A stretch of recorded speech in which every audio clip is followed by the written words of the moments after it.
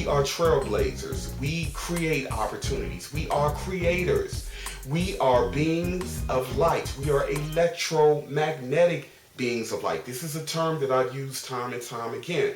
We are far more fluid than this realm gives us the perception of being. This is a realm. This earth, this reality, so to speak, is a realm of extreme limitation.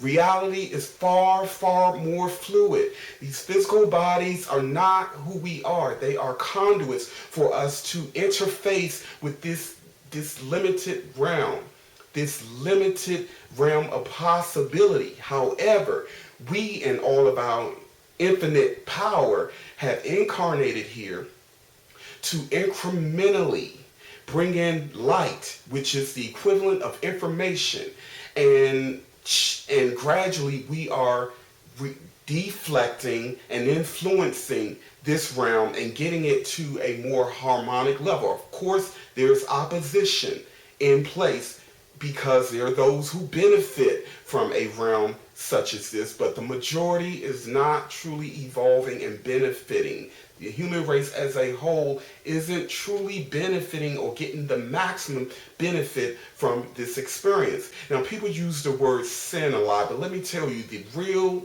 true sin is denying one's free will and right to express their authentic self. It is denying one's right to evolve and truly be who and what they want to be, as long as they're not imposing on the free will or the will of another.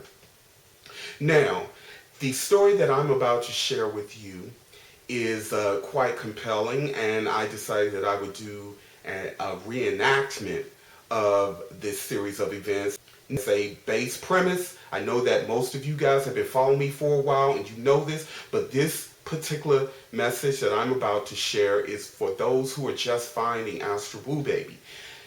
Reality, as I've said, is an illusion. The illusion is that nothing is really solid. Solidity and physicality is a matter of perspective. It is a matter of molecules and different forces interacting, vibrating at different rates, densities, so to speak. And within this realm, you have molecules and different elements vibrating very, very slowly. These physical bodies is a composition of this realm, but the part that we don't perceive within this limited paradigm is really more of who we really are. We are earth, wind, fire, we're stardust, we're everything that is within creation. We are a universe unto ourselves. When we're done with the physical body, our electromagnetic life force, our electromagnetic light abandons the physical body and it slowly falls apart. It is your electromagnetic life force and energy that is animating the body, and it is your other layers of your multidimensional self that's holding these physical forms together, that's animating them, that's holding them together. It is your powerful, powerful light force. Now, consciousness is not in the brain. The consciousness really is everything, but not everything is self-aware. The brain decodes light information, and it is processed through the brain, which is bound by the laws of the physical body and the laws of this dimensional realm. Who we really are is greater, much, much greater than this. Any of us who've had an out-of-body or astral projection experience, we can tell you, we all agree that the minute you have such a profound experience, you instantly remember that you are not, or we are not, our physical forms. You instantly remember that this world is almost like a hoax. It's an illusion. But the energy that we create in the alchemical situations that we create within this realm are real. We take that wherever we go. So we are really supernatural, super powerful beings in a realm of extreme limitations. We are far more fluid than this. This realm is vibrating very, very, very slow. And this gives the illusion of time and space and distance. Everything that is, it is in one space.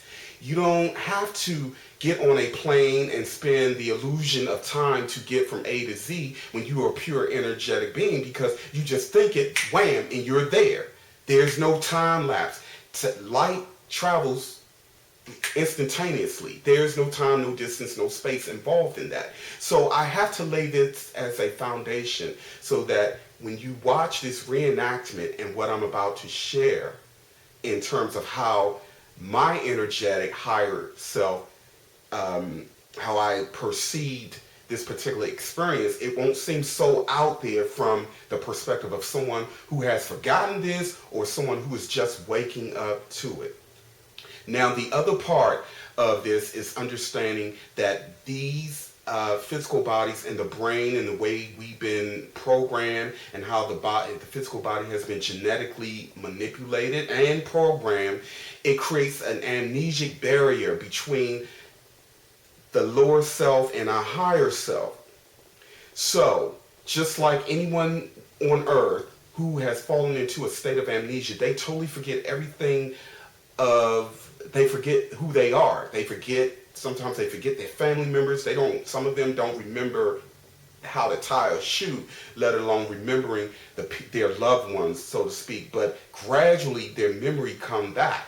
This is what we're kind of going through at this time. We're going through a gradual, incremental process where we're bringing in light from a higher consciousness level, which is super, super powerful and super intelligent. I'm telling you, there's no being on the planet who's more intelligent than us in our true natural state.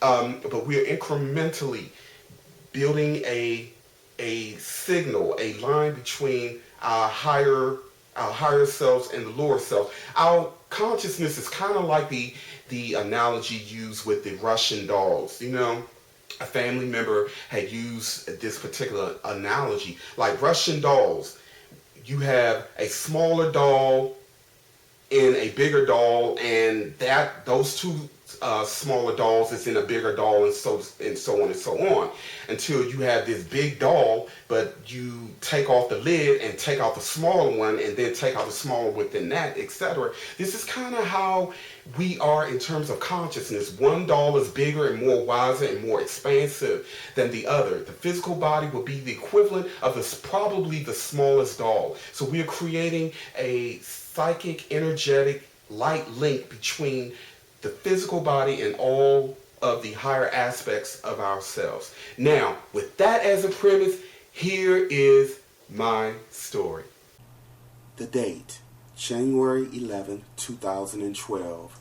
The time, approximately 11 p.m. Eastern Standard Time. After a long day's work, I decided that I would lie down and take in a lecture by way of the internet that a family member sent for my review. I had no intentions of falling asleep, astral projecting, or having any kind of otherworldly experience. Unbeknownst to me, I guess the day really caught up with me, I had fallen asleep while listening to this lecture.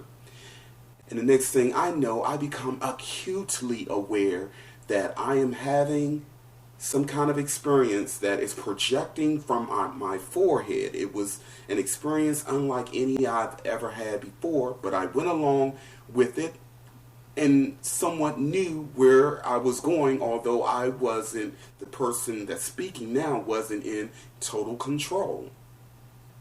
Next thing I know, I see what appears to be mist and fog and clouds in front of this blacker than black background. It was very peaceful, very beautiful, and I felt these clouds and this scene was emanating from me somehow. The next thing I know, I see a beautiful cloud bubble in front of this blacker than black void, and I approached it fully aware of what was going on and what I'm going to do. Again, although I was not, the person speaking now was not in control. I come up against what appears to be a futuristic space age porta potty / laboratory, and I recall knowing what I was going to do next. There was a heavy latch on the door, and I perceived my arm reaching out and lifting it up, and I opened the door, and what I saw inside was a futuristic space-age half bath and porta potty combined. This is the best depiction that I could come up with. I couldn't find anything remotely close to what I perceived, but this is here just to give you guys a visual or an idea of what I had perceived. The toilet was made of it was very metallic and stainless steel combined. The sink was made of a material I can't even describe. It had a mirror, above the sink, and I recall looking in that mirror at my reflection, and my higher self, or layer of my higher self, was smiling back at me, and I was acutely aware, guys. Now, as this was going on, I felt fog and smoke, and I could perceive it emanating from my etheric form. The clouds, the mist, the fog appeared to be emanating from the lower part of my higher being. And I could hear myself clear as day snoring and breathing, and I could still hear the lecture. It was as if I was a different person observing. Now the snoring and the lecture sound as if it was at a great distance, almost like I was hearing it through a vortex. Very interesting indeed, very interesting. And the next thing I know, I see what looks like, or what is best described as a cloud donut ring. It was a cloud but shaped like a donut. And there was a pocket scene going on in the north, the south, the east, and west side of this donut cloud ring. These scenes, some of them involve family members, and some of them involve people that I knew from a higher perspective, but from the perspective that I'm speaking to you now, I do not know who they are. And the next thing I know, I withdraw from the space-age laboratory porta potty scene, and I felt my consciousness, the person who's speaking now, withdrawing my consciousness or focus from what my higher self was doing, and merging with this donut ring, or this cloud donut ring, where all of these things were taking place simultaneously. And I fell into a lucid dream state. Now, I didn't get into what I dreamt about, because that's a whole nother discussion altogether. We dream for different reasons, and we create dreams from multiple perspectives. But what I've learned from this particular dream is that our higher self creates dreams as part of a barrier between the physical conscious mind and the higher mind, when we are interacting with our ancestors or beings on higher realms, or our family members who are not here in the physical realm. Why? Because it will be super difficult for us to stay anchored here, or want to stay here, if we truly remember who and what we really are. We can't remember everything. We can remember bits and pieces. We're allowed to remember bits and pieces if it is helping us to fulfill our missions.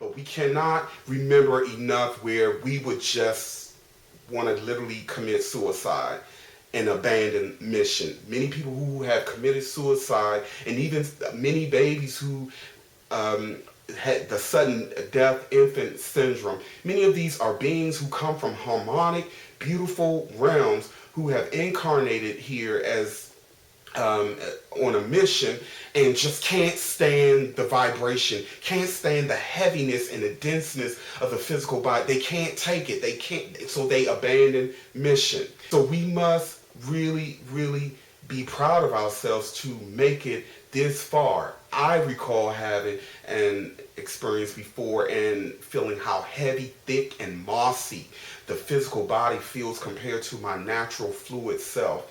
And I also had memories of interacting with family members and cosmic beings who are so incredibly loving. I'm not talking about earthly love. I'm talking about a love where someone who's super powerful and almost all knowing, and you feel this coming from them, and they see all of who you are, all of your errors, all of your flaws, all of your secrets, all of the shame. They see all of it.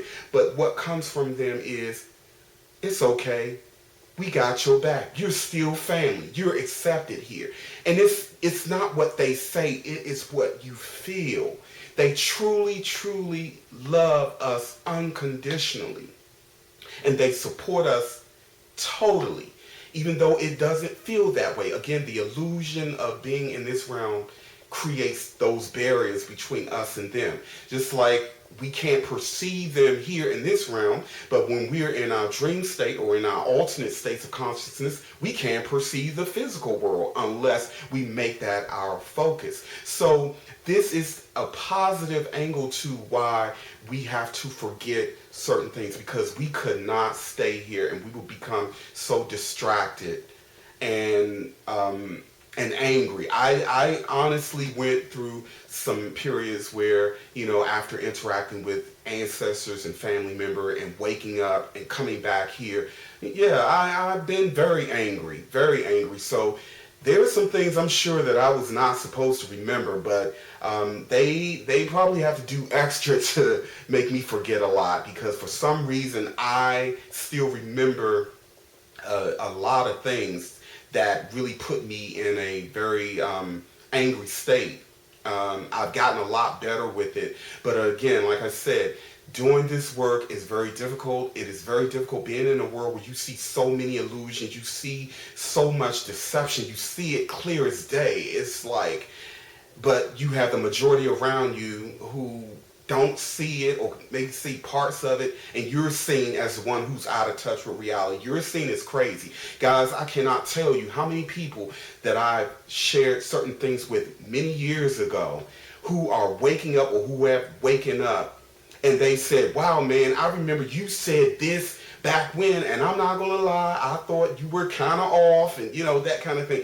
It is such a good feeling to have more people waking up and seeing it now, who are getting it, and therefore I don't feel as isolated. This is all about us revolutionizing the way things are being done on this planet.